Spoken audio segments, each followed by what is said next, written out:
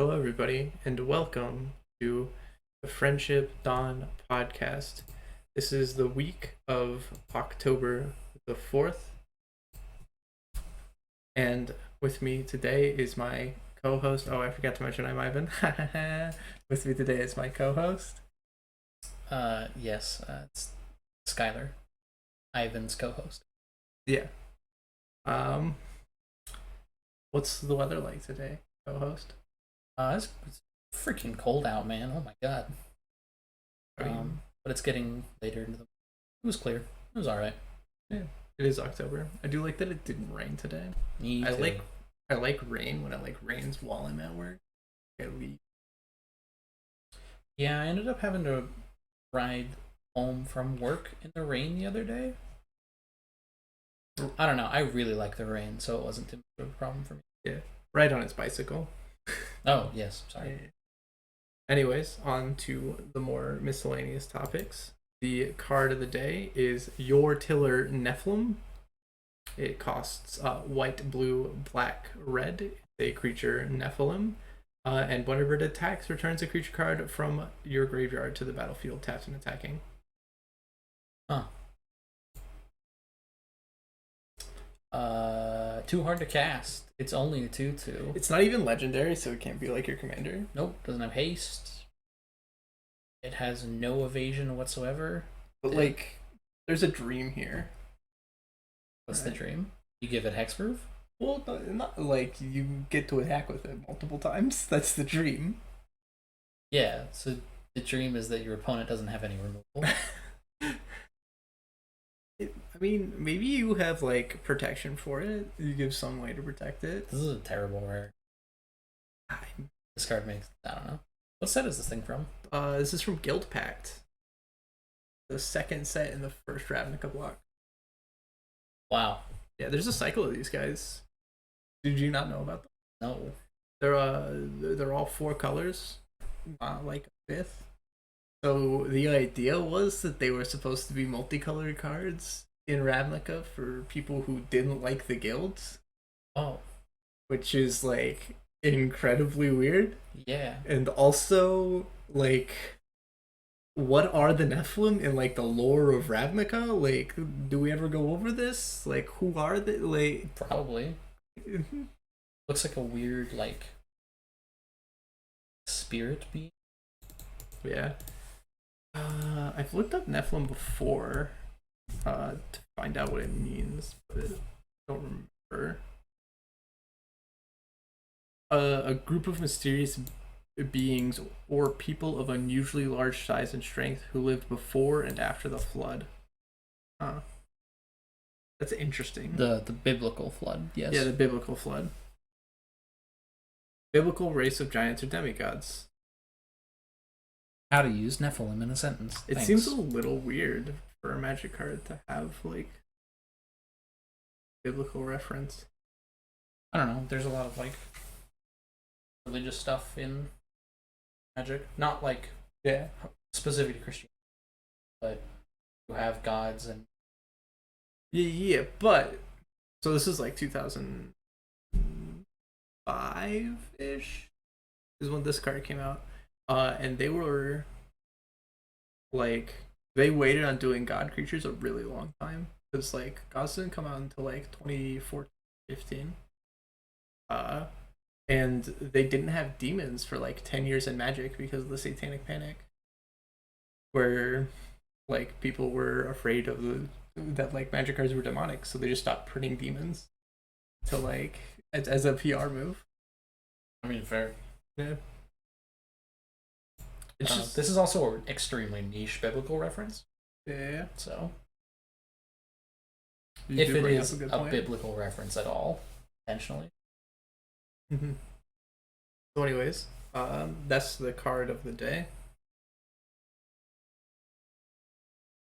So, Tyler, what's your food of the week?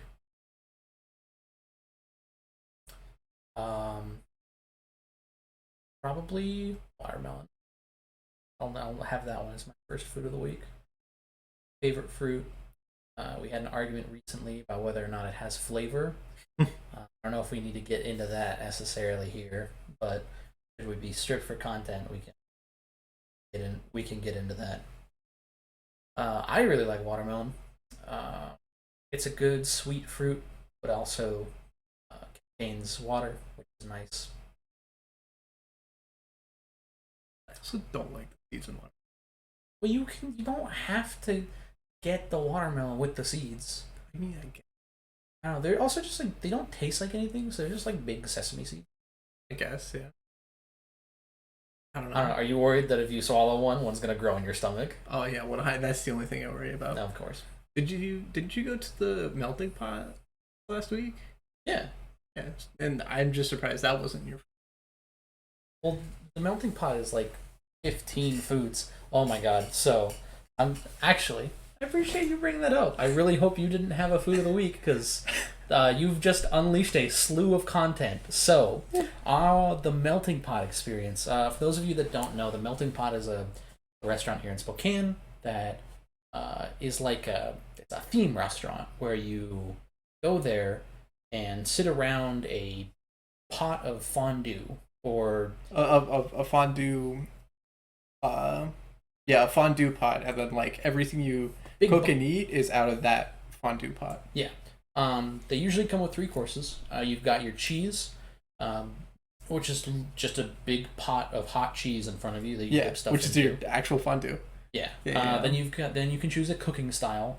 Most of them revolve around dipping various meats in like heated oil, and then you like fry things or you grill things. You can get like a yeah. grill. You can get a like a stovetop grill, which I think is like the least interesting possible thing you could. I don't even know why you would go to the melting pot and order that type of cooking style when I don't know. It's just... You could just.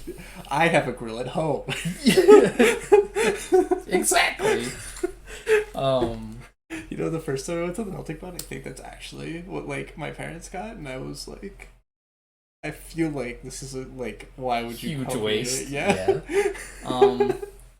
So our server was new. He was obviously like a new hire. It was probably like his 4th day, because he was without any sort of shadow or anything, and it was a rough time. We almost didn't get a couple of stuff. It took forever to get our drinks. He didn't realize how hot the oil was getting for the main course. So he saw that nothing was happening to the oil and was like, "Oh, I guess I'll just turn it up." Because we got the bourguignon, which is seasoned oil, but he was like, "Oh, this one takes the longest to heat up, so I'm going to turn it on, and I will get back to you in a bit with your stuff." Yeah. So he comes back. He's like, "Oh, well, okay. It seems like nothing's happening." Turns it up and leaves. He does that 3 times. Oh god. So when we finally put our we get like little forks and that we stab little bits of meat with. We finally get that. One, he forgot the most important part of that cooking style, which is the panko bread flakes and the batter. Yeah. The whole reason I get the bourguignon is to dip the bits of meat and salmon and lobster in batter. Oh, shrimp too. Shrimp's the big one. Yeah. That's the whole reason why I get the bourguignon is to dip the shrimp in the batter. And you got breaded shrimp, and that's so good. Yeah. He just forgets it for like the first half of the meal. And my girlfriend goes to dip something in, and immediately and instantly fries. And he's like, "Oh yeah, okay, it looks like it's ready." And we're like, "Yeah, no shit." And so obviously it's too hot. It cooks the stuff on the outside too quickly. Yeah. So by the time it actually fully cooks all the way, the outside is like a little crunchy. Mm-hmm. It's still fine, but my girlfriend goes to take a bite out of something. She accidentally touches the metal to her lip and gets a burn on her lip. Like right off the bat, like at the very beginning of the meal. Because it's like burning hot. It's absolutely fucking core of the earth heat waves intensity. Yeah. And when it would normally take like anywhere from 2 to 5 minutes to cook one of the little bits of steak. It was taking seconds. Now, your pot will usually get to this point. I will say, like after you've been eating stuff for a while, it'll normally get to that point where you only need to put it in for seconds, especially if you're with a bunch of people. But it takes time to get to that point, and the dude just wasted all of our time to like slow cook stuff. Yeah. So we just like there were like 4 moments where I had to just be like we got so bored we started watching a YouTube video on my phone in a little booth that we were in. And like he was really bad about refills, and it got to the point where like just obviously someone with much more experience had to like shadow him and come over with water and refills and the dessert stuff, and ended up finishing off like being our server. So wild. I've never had service like that bad I was at a restaurant. extremely disappointed. So I mean, I've had, I don't know, sometimes the satellite can be really bad, but only because it takes so long. Oh yeah, because like the satellite has like 3 cooks. Yeah. And like 80 people buying food. I've definitely had service that wasn't great, but like when I go to the melting pot, I'm spending like $150 to $200 on. Yeah. Like it's a big night out. It's a big deal when I go to the melting pot, and to get subpar service after I've already experienced really excellent service. The last time I went there was for my girlfriend's birthday, and I didn't mention this to the servers. My girlfriend happened to mention it offhand. Yeah. And after we get our dessert stuff, they bring out this little like tiny plate with the cake and sparkles and birthday and they like have like a little birthday celebration for her that I didn't even have to pay for. It was incredible service. Every other time I've been there, the service has been perfect. Beautiful. Yeah. Like the refills are always on time. We get the food on time. I never feel like there's like wasted time at the melting pot, which is huge. It's like one thing I really don't like about sit down restaurants. Yeah. And to just, I don't know, it left a sour taste in my mouth. I'll definitely go again. Yeah. It just sucks. 1 second. Okay, sorry about that. We needed help. My landlord with a sealed pool. A Magic the Gathering. Yeah. We were talking about good and bad service. You've had bad service before. When I go to the melting pot, and it's an exorbitant amount of money. Yeah. And I've received impeccable service before, I sort of expect good service. Yeah. And so when it's not good, when it's below my expectations, the problems with the melting pot that I normally sweep under the rug because it's so nice there and the atmosphere is, and the food is pretty good, just like I'll start to like pile up under the rug and I trip over it and I'm like, fuck, man. Yeah. It's the restaurant problem where like eventually something's gonna go wrong. Right? Like, yeah, I guess that's true. It just sucks that it had to be that night. Date night with my girlfriend. It couldn't be just like a one-off night that didn't mean where you just casually just went to the thing. just take out your $100 with your fedora and your with your leather jacket on and be just like, chew it up and spit it out into their open palm. What about you? What's your food of the week? My food of the week? Do I really have a food? Oh, okay. So we went to the Puget Sound Battleground 3 this weekend. Jeez. Stop rubbing it in already. Oh my god, I know. I didn't get to go with you. So we went to like the last day. We were supposed to leave on Monday, but on Sunday we were done with our Team Trios tournament. And we were like, what do we want to do? And then we like crawled around like trying to do a side event, and then none of the side events were gonna go, and then like we were like, well, let's just go home. And I was like, well, do we want to eat here first? Because I want to eat somewhere here before we leave. And they were all like, I mean, sure.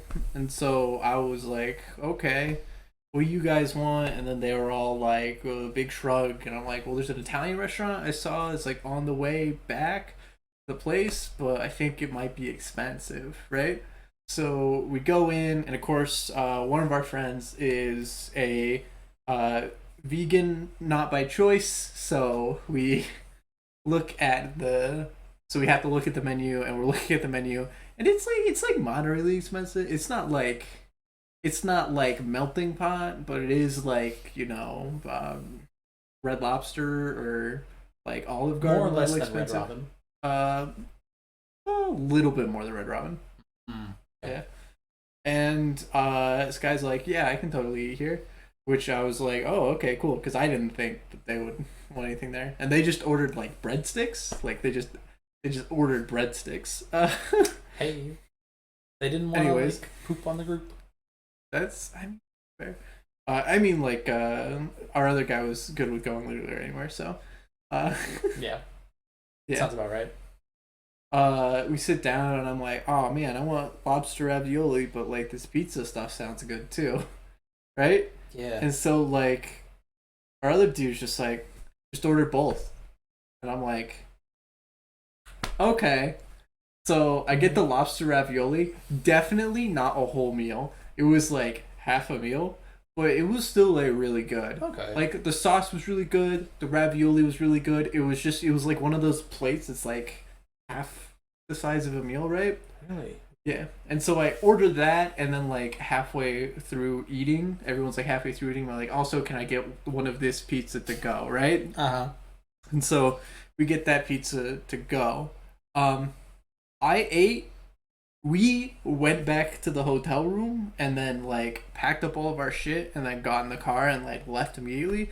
Before we left, I had eaten 3/4 of that pizza. Oh my god, that good, huh? It was so good. So it was like pomono, which is like sliced meat. Procured meat. I'm not sure what the process is on it or whatever, but it was just like sliced meat, and it was like spinach and also like parmesan, right? I thought it would have all been like cooked into the pizza, but it was just like a cheese pizza with like all of that stuff like laid on top. Which makes it a bitch to eat, right? Because like you have all this stuff on, you have to like try and get it all on top of like the slices of pizza and shit, and like you don't want it to like bleed, and like all of the things aren't the same size as like a slice of pizza, right? Like you got that big circle of Canadian bacon that goes over like 3 pieces, and the spinach pieces aren't compatible with the triangle slice of pizza. Yeah. And like there's like actual just grated parmesan just put on top of all of this, and that shit gets everywhere. It doesn't matter what you're eating. But like the combination of flavors was like impeccable. It was like I don't know how to say it. It was just like really good. Like the meat was on like all of the pizzas, and I thought it was just a sauce, but it was sliced meat just put on top of the pizza. Okay. The meat was probably the best part. Like I don't know what it was. It was just seemed good. Nice. Yeah. Well, I have like a general idea of how to spell the name, but okay then. So what's next on the agenda? Do you have anything to put on the agenda for the week? Did you want to talk about what we do for a living? I was thinking after the first break. Okay. I don't have anything I would like to. Okay. Well, in that case, colors. Pick a color. Of anything or any color. Cyan. You're just gonna go with your favorite color? Yeah. Yes. You told me to pick a color. I'm gonna pick my favorite. I mean, that's pretty good logic. Damn it! You haven't seen Squid Game yet. I've seen the first. I know, but I was about to make a reference and it was a bad idea, and I'm glad I checked it first. Yeah. That's very kind. Normally, I'm really bad about that, and I just make the reference. Nobody gets it, and I'm like, I'm trying to get better about making references that only I can get. Yeah, that's absolutely fair. I don't know. Like, I like your solution with that, of just eventually get me to watch literally every show you've ever seen. Yeah, sounds good. Yeah. And it's like slowly working, and then like when I'm like, nah, I'm not gonna watch Eighth or C, you're like, okay, well, then I'll just convince the other group members to do it. And, like you just make it so that you have shared media with everybody. Yeah, that's definitely working out. I mean, how is it not? Nobody listens to Friends at the Table. What do you mean? My favorite podcast. No, that's not true. Yes, it is. It's my favorite podcast. Well, no, not your favorite podcast. Okay. Doesn't Chris? Yeah, listen to it at work. He doesn't talk to me about it at all. And he started with like the like most nichest episode I could like imagine if I was like, all right, I'm gonna start watching One Piece, but I only watched the episodes in which they cook food. So you watch all of Sanji's fights? No fighting. Only the episodes in which food is cooked and there's no fighting. Specifically, food is cooked. And Yes, there is no and there is no fighting. It's a little narrow. Yeah, that's essentially what Chris told me he started with. Yeah. Wait, okay, now I have a new question. Sure. So you know how at Eni's lobby we see Kaku and Khalifa like eat the devil fruits? Yes. Does that count as food being cooked? No, that food wasn't cooked. That food was eaten. Okay, well I wanted to check because like they kind of sliced it a little bit. Like what quantifies cooking? What's the bar for what is counted as food that has been cooked? It might have shown. I don't know.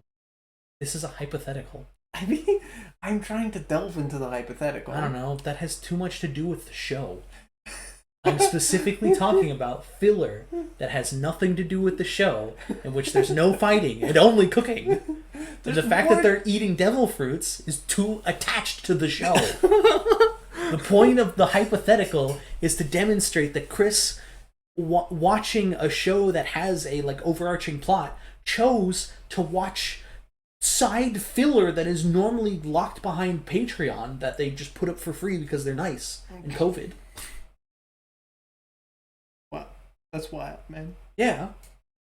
So when I heard he was starting with Friends at the Table, I was really excited. And then he told me he was starting with one of their like one-off live shows that they do on Twitch, and I'm just like, it's good, but you're gonna start with that over like.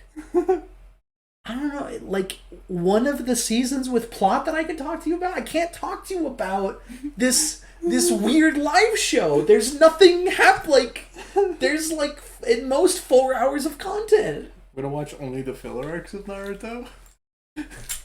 Exactly. I just started Friends at the Table. I really like. I can't even remember the name of the nighttime investigators game. Oh, fuck. Yeah, I think, is Clint the DM that one, maybe? Oh, you're talking about, for Sherlock Holmes and a Werewolf? No, I'm not talking about For Sherlock Holmes and a Werewolf. Oh, okay. They played that at one of the live shows, I thought. There's What like arc a is it clock, and then what arc is it in? Yeah.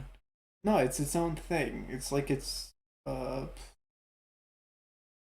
the right podcast. There it is. Okay, the Ether C frame. Okay, well, folks, Ivan is currently like frantically sifting through all of the McElroy brand shows or McElroy brand episodes of the Adventure Zone to Commitment. Oh, the Western one? Wait, maybe it's the one. It's the mystery one, right? The where yeah. Travis. Oh god, Travis hosts it, and Clint plays like a magician lady, and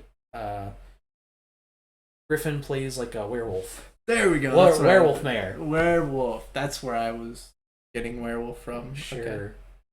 It's cool that you didn't say the word werewolf. I didn't. I just thought it, and yeah. I didn't say it because I didn't want to sound crazy. Okay. I mean, we'll check the tapes later. I might have just missed it. No, I feel so. I had werewolf in my head, and I was like, I think I was thinking everybody was a werewolf, but I was like, that can't be right. Maybe I'm thinking of something else. I knew. I was thinking too, if you were like, if he says anything about a werewolf, I'll know It's the one that Travis hosted. But then you just didn't say it, but you said the investigating, and then there's like 4 mysteries throughout the Adventure Zone. I'm like, what art? I'm missing the most important part of the.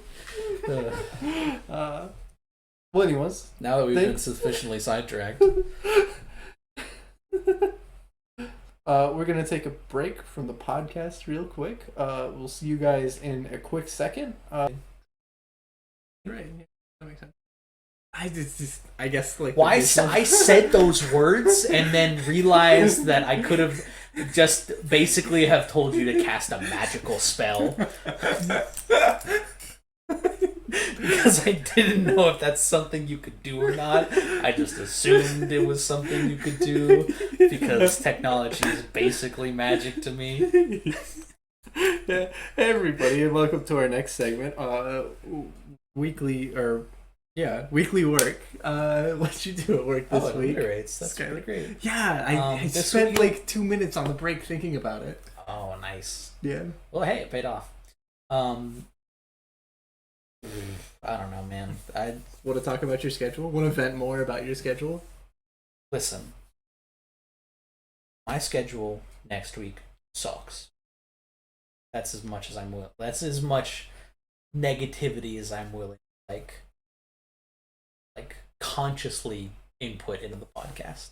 Okay. I don't want to go any farther than that. But also that has prevented me from like memorizing any like blackjack stories, except one that isn't funny. It's just like, I don't know.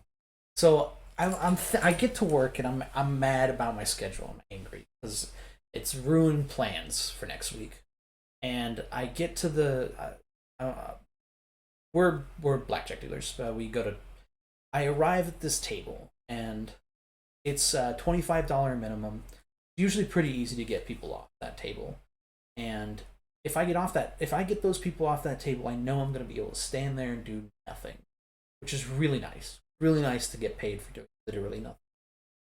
So I'm dealing as fast as I can, trying to get these people off my table. And it gets down to just one dude. He's like this older African American. And we've been going back. He's been going up and down, bouncing around between like lots of cash and very little cash for like 20 minutes. And the back of my brain is starting to send signals to be like, okay, you need to like actually function as somebody who provides customer service. You should probably talk to this dude. Yeah. When I got to the table, I remember hearing that this gentleman was here to see his son. Yeah. Sounds like a good conversation starter. That's what I start off with. I'm like, hey, man, I heard you were down here to visit your son. How's that going? And he says, well, he's been in the like local correctional institutions since '96. And I visit him every 4 years. I come down from Anchorage, Alaska, visit him.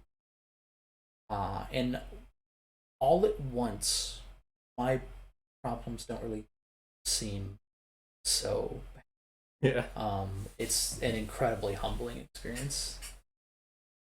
And I just like a pretty large bubble of guilt wells up inside me. And I continue to talk to this guy basically for the rest of I slow down my dealing, and it really has been it's been living rent free in my head, so to speak, basically since I met that guy. Very humbling experience. Not very funny, which is unusual. Normally I have stories about how people are just frankly dumb, don't understand like some of the most basic statistics you could possibly like do on back of the napkin math. Yeah. But I don't know. That's all I've been able to think about this week. Do you have anything funny? I didn't really go to work very much. Oh yeah, you last just week. Went on vacation, you little turd nugget. Yeah. Oh, let's talk about weekly work. I didn't go to work. Cool. I can answer about the week before though. Okay, sure. So I've been getting on 3-card a lot, so to speak. 3-card poker. Yeah, right? 3-card poker. And every like. So I'm getting on 3-card poker like every day in this like 1 week, right? I'm so sorry. It's I hate that game. so I always come to a dead table because it's like because I work the early shifts, right? Oh yeah. So I like basically my day starts as either I'm going to one of 4 tables or my table's dead, one of the two, or I open a game and that table stays dead, right? And I'm just standing at 3-card poker, and every day around the same time, the same dude walks up, and he's just like, $100, buy me in. So like the first day, I don't recognize him. I don't know anything about him. I'm like, well, it's only $100. Not gonna last him. I'm like, okay, right? So I deal out the whole thing, and he made bank, man. He stole from the casino. Oh my god. He goes up to $275, and he's like, I'm out. Really? What does he play? Huh? Does he play all the side bets and everything? Yeah, he was doing the old fashioned same bet on everything. Oh my god. Which is great because how 3-card poker works is like if they bet the same amount of money on everything, you can literally on like most hands watch as you basically just steal money from them. Yeah, the It's most common wild. outcome is the main hand pushes, or like you lose. You lose 2 of your bets, push on one, and then win Win one. on the other bet. Yeah. So you're essentially losing like one bet every single hand you play. Yeah. It's great if you bet that way. Yeah. Of course, it's more expensive to bet the way that is slightly more optimal, but like I don't know. Like it's also like the doing it that way means that if you hit big, you like hit really big. It's like there's a lot of fun stuff going on there. Sure, it's a lot of fun. Strategy is meaningless. Yeah. Sorry, fun in the ergonomic sense of like, ooh, gambling is fun, right? Like, Yeah, it is basically a slot machine. that of the card games, Yeah. it's definitely the most. It's just a slot machine. Yeah.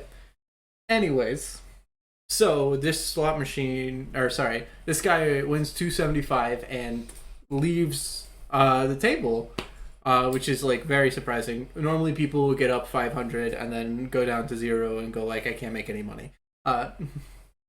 Anyways, It doesn't even matter what you could have said. Literally any number as the number they go up to. They'll play. We watch people play everything they have. It's absolute madness. yep. Anyways, and then the next day he comes in and he does the same thing again. Like, does positive. Goes home. It's less positive because he went down a little bit first and then he went back up. 3-card? On 3-card.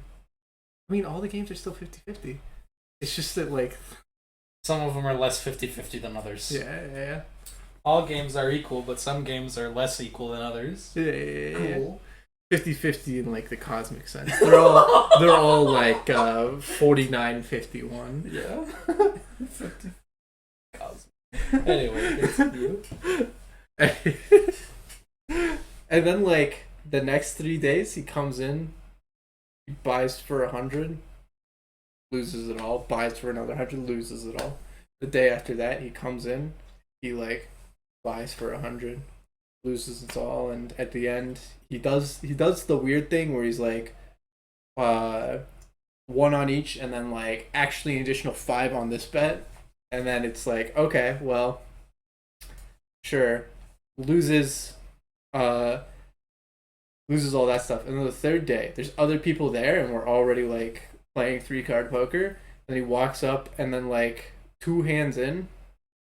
Oh, I want to say I go like straight, then flush, then like pair, which is like really good for 3-card. Yeah.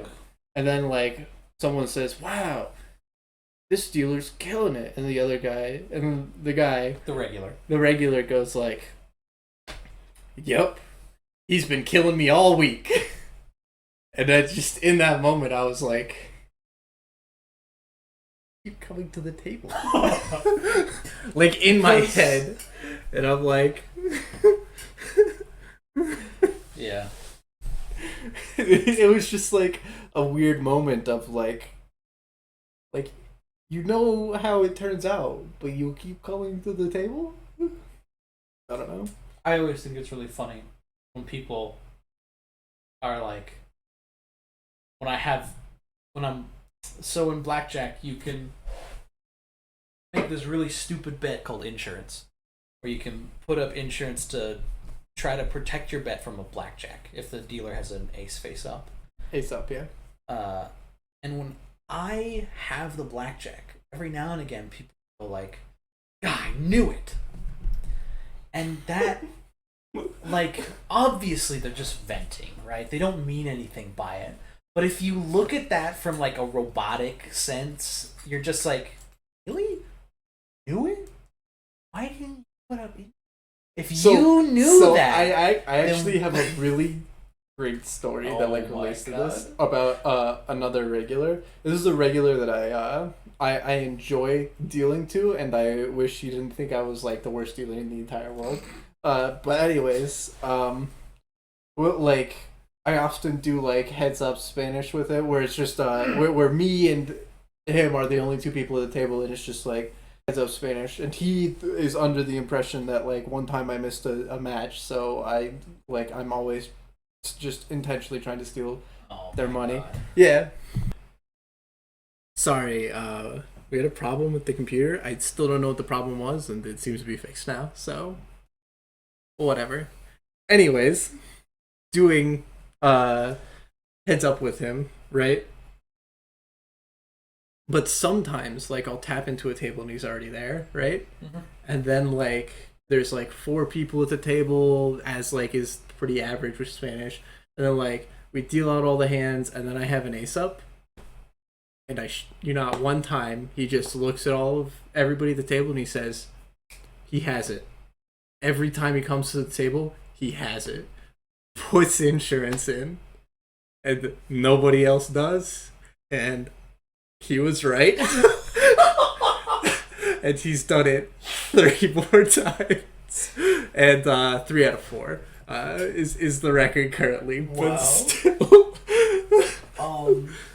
For those of you without a little context on Spanish 21, there are no There's 10 no cards in the deck. Yeah. Which means it is way less likely. It doesn't mean it's less likely that they make get a good hand or a number close to 21, but it makes it really hard for anyone to get a blackjack, which is a 10 value card and an ace. So it means that the dealer has to have a face and an ace.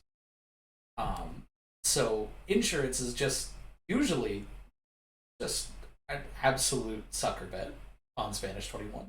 I had someone on yesterday, who was like insurance every hand. I don't know. Every time someone bets insurance, it like throws me for a loop because most people don't. I don't know. I also don't get the weird thing where people are like, no insurance, but I will take even money. Yeah, that is weird. Even I'm like that. I remember you asking me, like, you take even money? I'm like, yeah. I know it's the wrong decision, but pushing on a blackjack feels so bad. Yeah. I never want to do it. Yeah. Because it feels like a loss. Yeah. But it's yeah. I agree. It feels really bad to like not win on a blackjack, but yeah.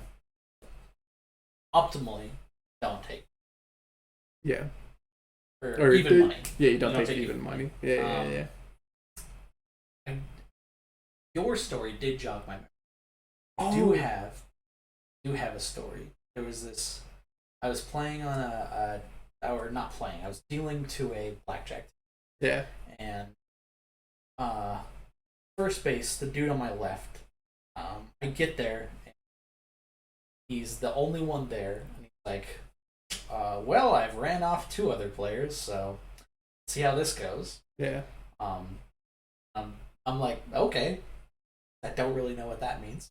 Yeah. But okay. And apparently it means that he's just been there for a while.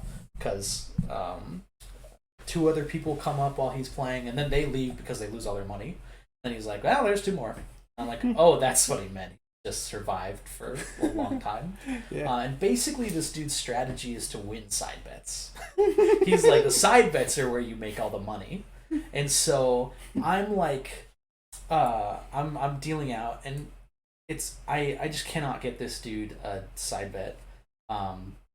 But I can't get him a good side bet. I get him all the small ones. I give him flushes and I give him straights. And we're dealing out. It's going through a couple of rounds, and then as I'm dealing out one hand, he's just like, God, you can't give me a straight flush or trips or anything. It's just one stupid ass straight after another, as I am paying him out for a straight.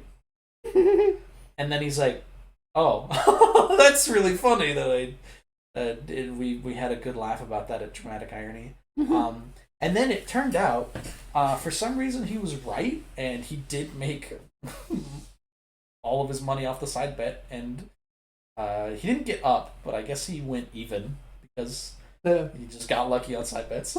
Yeah. This reminds me, this is probably gonna be the last, the last of the worst stories. Yeah, go but this isn't even related to like dealing. But I just remembered, like, I went into the lunchroom, and like I got like what they had was like medium at best. There was like pork chops with like it said Chef's Parmesan. Yeah, it was Chef's Choice. Oh my God. So it was just like pork chops, and then there was like orzo, but the orzo wasn't very good this time. Chef's Choice just means that they need. Yeah. They can't bother. Yeah. Not to be rude, but it's essentially. Yeah, so anyways, I get like 1 pork chop and I get some orzo, and then I'm like, okay, well, I'll eat this. I get a lot of orzo, because normally like orzo's like really good, but like I eat a couple bites and it's like incredibly meh. Just get a sandwich. And I mean, yeah, so I then like, I finish the like little amount of food I have on my plate, and I get up and I'm like, I'm gonna go get a sandwich. And as I'm walking in, they're putting a thing of lasagna in the tray, and I walk up and I'm like, lasagna? And they're like, yeah.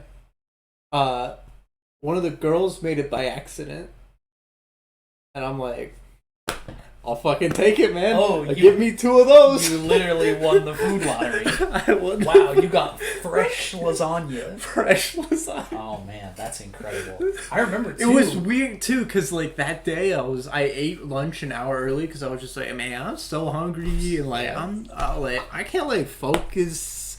I think this is the only time I'm gonna break my rule and go eat lunch early, and then I go in and like I got lasagna. I got fresh lasagna. I'm not gonna lie, I've had the lasagna a couple times. It's pretty good. It's one of the better things. Definitely.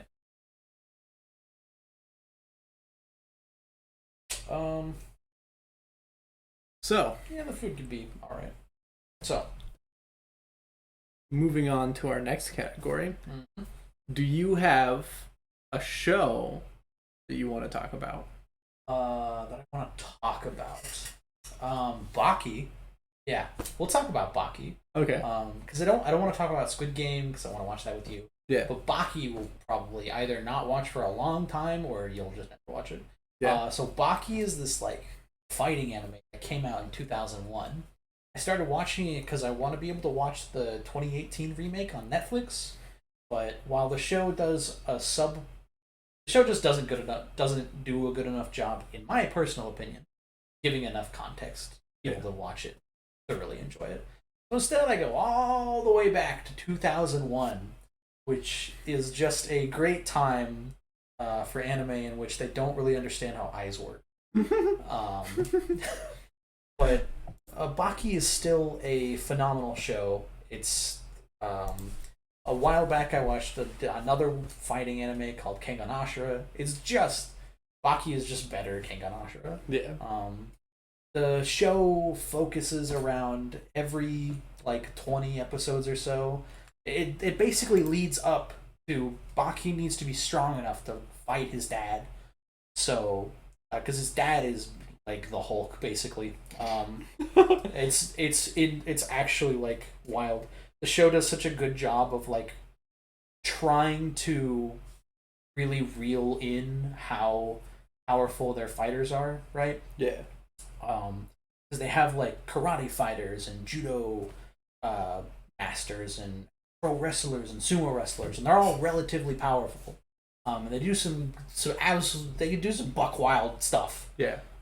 There's this one fighter in the like tournament arc that is just like, I know everything about the human body, so I'm going to uh, do surgery by hand and personally massage this dude's heart and resuscitate him, which is okay. Pretty much a superpower. Pretty wild. Wild stuff. One of my favorite things about anime is when they go like when they like how there's going in and like explaining something, so you like know some context, and then like there's like going deep where like you really get to know the world, and like maybe that's interesting to some people, and then there's like too deep where it's like, yeah, so this is what the bones are made of in the dragons, and that's why the dragon bones are the only thing that we can use to create this elixir that's going to make us impervious to fire from zombies. Yeah, right? Too much context, absolutely. My absolute favorite thing is when they go like way too deep on like things that just don't fucking matter. Right? Yeah. Like people are doing like fucking magic in the background, and then like it's like, and now he's using his super seismic kick, which breaks the seismic plate in a fashion so that he can create a sinkhole around it. It's just like, okay, but like that person's literally just throwing fireballs. Like, why do I care? He's just doing magic, show. That's all you need. Yeah. Yeah. And Baki, I will say Baki does a good job of not over, like, they go into detail on some stuff, but also sometimes there'll be an earthquake and Baki's dad will punch the ground and the earthquake will stop, and that's all you get. Yeah. All you know is that for some reason Baki's dad is strong enough to stop the tectonic plates of the earth shifting. Yeah. That's Are you unbelievable. But like, I don't know. Show's great. I really like it's got good like character development. I really get attached to it. It does the trope where like the people Baki fights like become his like friends and rivals. I love that. Yeah. And I don't know. It's also just like goofy martial arts stuff. Like, doesn't really make any sense, but like if you don't think about it, it's really cool. The show's just good. I like the style of animation a lot. I like the old. It's really weird too, because like the second half of the first season, there's like this weird, like 3D, like the intro to the show becomes like this. It's mocapped Baki and other characters from the show doing like shadow boxing stuff. Yeah. And it's like, why is this the intro to the show? Because the show never uses like motion cap, like CGI stuff ever. It's all hand drawn like cell animation. Nice. It's like, okay. It's probably because like they had the budget, and so they were like, we can't do the whole show, but we can do the opening. Like. That's also my favorite part about the opening is at the very end of it. The translator for whoever's doing the translation, the subtitles, is like, ooh, mocap Baki. Too bad this song sucks. It's my favorite part to read right before the show starts. Extremely funny. You got a show you want to talk about? I was thinking about it a little bit. So the most recent, instead of a show, I watched Paranorman last night, which was a rewatch. Still really good. I don't know. I like it a lot. got like kind of the interesting plot twist where like the zombies aren't the bad guys, but like also they kind of are the bad guys. I don't know. Yeah, show's weird. Yeah, I don't know. The most recent like actual show I watched was the first couple episodes of Kipo and the Land of the Wonder Beasts, I believe it's called. The first 3 episodes of that really engaging, really fun. Or it might have been 5 episodes. We got pretty far into it. Really.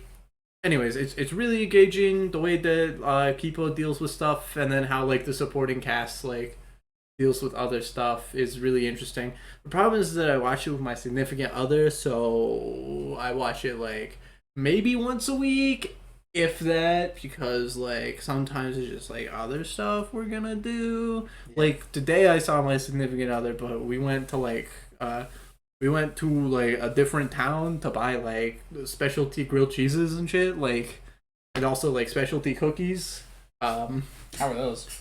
The cookies? Well, I haven't had mine yet. It's still over in that box. Wow. You're just like, oh, I'm gonna. I guess I'm the weird one. My girlfriend always like has sweets around the house and just never eats them, and I'm all, and then like 2 months will go by and I'll like have one, and she'll be like, what the fuck? Why'd you eat that? Like, oh, they're gonna go bad. Yeah. You're not eating them. And she's like, I'm saving, and I guess I'm just the weird one because I just consume all I see. I don't know. Like, I'll probably save it like a week at the most. The thing is that I just don't want that whole cookie right now. You know, how big is it? It can't be that big. The box is not very big. The box is pretty big for like a cookie. Like, it's a lot of sweet. I don't know. Oh, we got overloaded on sweet. The other one I had to eat in 2 sittings. It was the same size. Like, they're like this big, dude. And they're like thick sugar cookies. Wait, how tall are we talking? No way. That's a huge cookie. Yeah, no, they're fucking big. It's like $3 a cookie, dude. It's like the box is contained, the sides of the cookie touch the box. Like a little bit. It's like that box is how big the cookie is. Yeah, give or take. Like there's like maybe a couple centimeters for the cookie to breathe, but like, yeah, big ass cookie. Yeah. All right. I'm ashamed of my words and my.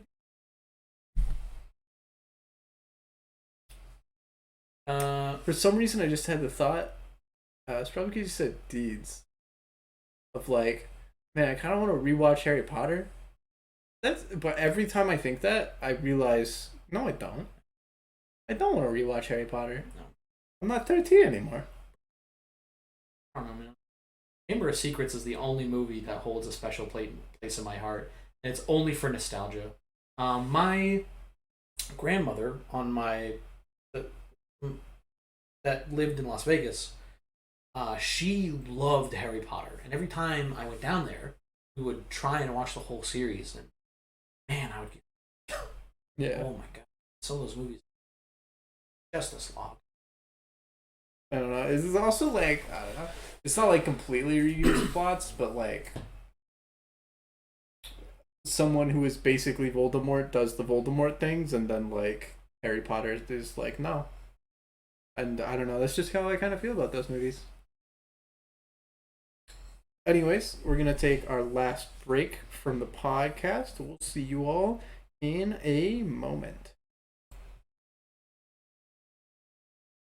Hello, everybody. Welcome back from that short break. Our next segment is going to be creative moments.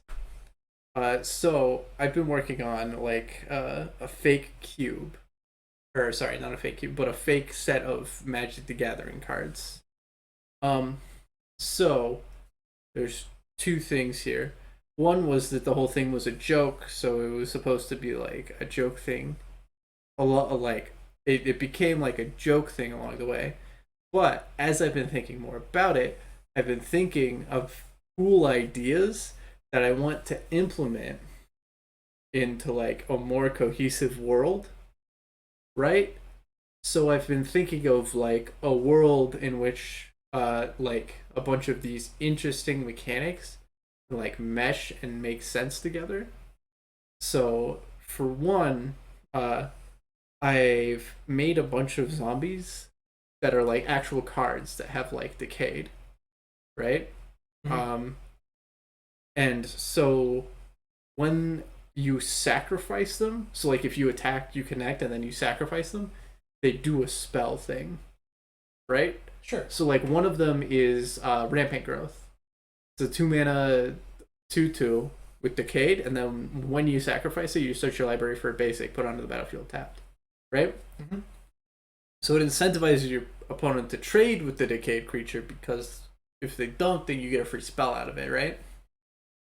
However, I also did this when I forgot that decayed make it, but also I forgot that like decayed makes it so that like your creatures can't block, so that creates a little issue of yeah You just issue of they don't get to be creatures at that point, right? Yeah, you could just put the decayed text sans Can't block, yeah. can't block on. Yeah.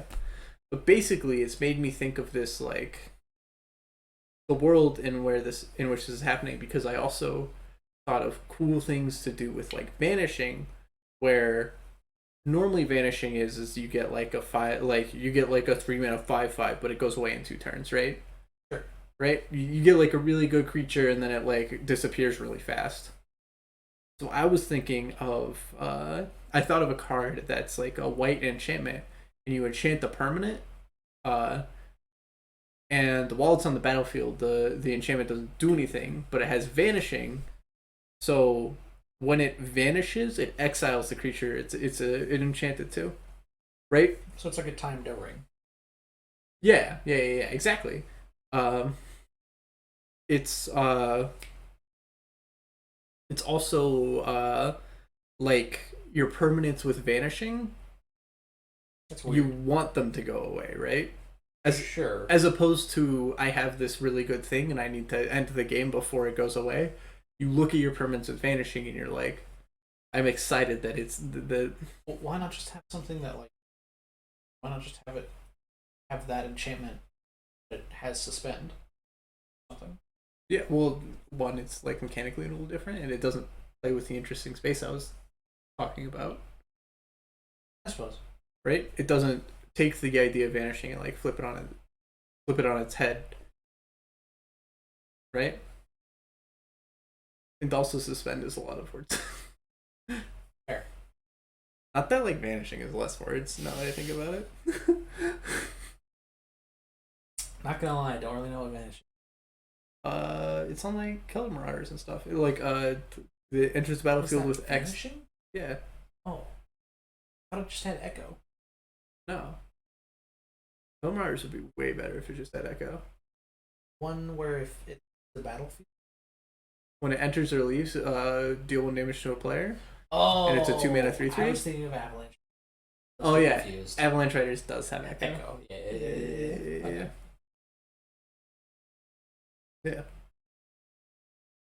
There's All right, I think you took Celadon Marauders out. Killer Marauders, yeah. Yeah. But you know the card does, right? Like, okay. I completely forgot that card existed because it was in a cube that I haven't played in for like 5 years. I guess, sure. Whatever. Come on, man. You know I have a bad memory. Yeah, you make a good point. I was thinking of like of the world in which like these things like exist, right? And like the thought is like, well, there's a bunch of zombies everywhere, right? Because they all have like decayed or whatever. So my thought is that like nothing's like actually like alive in this like in this hypothetical plane, right? It's like purgatory? Because it seems like everything's trying to get out. All the decayed zombies. No. Everything disappears over time, but nothing's like. But that's just like part of like the nature of the world, right? None of the inhabitants of the world look at the world and go like, "Oh fuck, I'm gonna disappear." It just so happens that they do, and that's just how it works, right? Okay. I guess that's kind of like a different thing, but I don't know. I just thought it was like an interesting thing. Cool. I also thought it was like I thought the vanishing thing would be like a cool Theros thing, where like the gods are like losing their divinity because people stop believing in them. That's cool. Yeah. Because like they vanish when people stop believing in them. Ha ha ha. Ha ha ha is in like a cosmic like they they don't feel ha ha ha about it. Oh, all right. You've completely explained your point. Thank God, because I didn't understand until you said all the words that you meant to say. Oh, okay. Did you have anything you wanted to add to this conversation at all, or? No, just to feel bad. I've been spending a lot of time said. Yeah. I don't know. I've been like slowly filling it out. You know, just with cards that are interesting and things that do stuff. Yeah, I just don't. I don't know. I don't think I've been playing Magic long enough. Make new cards and new stuff that I want to play with. Yeah. Because I still want to play with cards that Yeah. exist in. Yeah. Right? Like those are the cards I want to play with. Fair. Fair. I haven't played with those cards a million times. And I don't know like 80% of all Magic cards that have ever been printed. Mm-hmm. So it's all still like I look at a stack of Ixalan commons and ooh, I've never. Yeah. Don't worry. One day that Wanderlust will go away, and you'll see a stack of commons and uncommons. Like these are all probably worthless. Oh no. I mean, okay. Huh? I hope that part of me hopes that Wanderlust goes away because I think that is a sign of just a good Magic player is when you get a stack of cards and instantly assess their value. Not just in like a I don't know. Yeah. But for the moment, I look at a stack of Ixalan. Yeah. But to somebody who's seen 30 sets before this, probably not a whole lot of new interesting ideas that Ixalan brought in. Yeah. Like it's just a bunch of like 3 mana, like 2/3s that do the thing that make a treasure token. Right, and there's also the thing with like you were saying earlier, where that enchantment I mentioned that like exiles when it vanishes, right? Mm-hmm. You're like, that's just O-Ring with suspend, right? And yeah, but like every card is basically another card, but with a different set mechanic on it, right? Sure. Yeah. Consider is just opt with surveil, right? Yeah. It's just how cards But it boil doesn't down. have surveil on it for some. Well, yeah, because surveil's not in the set. It's honestly, do you want the like correct answer? Yeah, sure. Surveil was probably originally in Innistrad, but then they took it out, and so they couldn't. But Consider stayed in the file because Consider was still a card that they liked a lot for certain things. So they just took Surveil off of the card and wrote it out on the card. Huh. Is it that big a problem if Consider has surveil? Well, just having a bunch of keywords is a problem for complexity because new players. Oh, you need the flavor text on surveil anyway. Yeah. Okay. Mm-hmm. Or not the flavor text, the rules text on surveil. Yeah. Okay. Anyways, time for our closing statements. In which I am basically afraid for my life. Because Ivan said he would surprise me. And today, Ivan's surprises have been buck fucking wild. So I don't know if I'm ready for this or not. Welcome everybody to the Friendship Dusk part of the podcast. It was a bad pun. I'm sorry. I like it. I don't like that I like it. It does make a part of me deep inside feel warm. Yeah. It's been a good time, everybody. Don't forget to check us out on YouTube. I technically have a Twitch account, but I don't really stream to it anymore. Time really goes away or whatever. And uh thanks everybody for tuning in. Thanks to Skylar for being here, and thanks to all the patrons on Patreon. Thank you.